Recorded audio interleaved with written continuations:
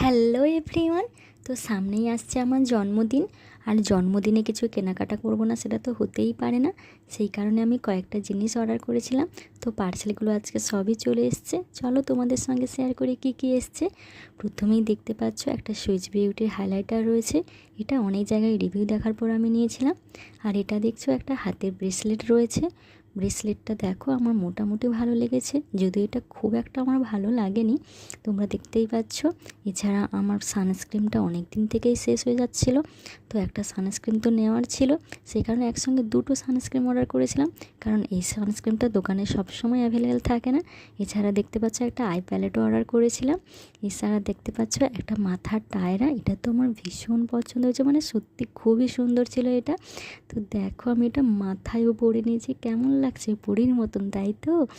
তারপরে দেখো এটা কি রয়েছে, এটা একটা রয়েছে তোমার হলো ফেসেস কানাডার হলো স্টোভ ক্রিম। জন্মদিনে একটু মেকআপ করবো না সেটা তো হতেই পারে না।